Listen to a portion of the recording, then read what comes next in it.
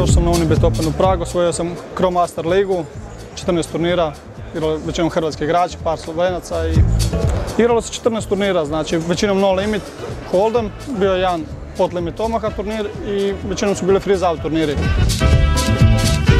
Krenuo sam igrati prije godinu dana na Facebooku i išlo je relativno dobro, pa sam otvorio prvi akaunt na internetu, počeo sam preko free rollova i tamo osvojio svoje prve novce.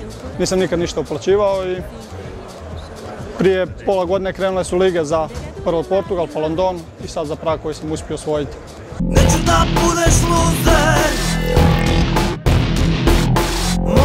Pa planiram igrati agresivno dosta, kao što inače igram. Ne mislim sjediti i čekati samo karte i da me neko natkupi. Znači što agresivnije i kako inače igram na internetu. Pa ja jako rijetko tiltam. Obično to bude kad ispadnem već s turnira, ali ne odnosi se pretjerano na curu i na roditelje nikako. Najviše volim igrati live, veći gušt i ljepše igrati face to face. Dok za internetom, na netu igranje je dosadno malo. Sjedim doma pred kompom, 4-5 stolova otvoreno i...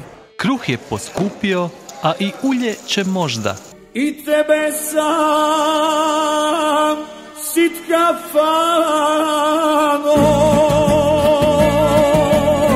da Bog da se zapalio.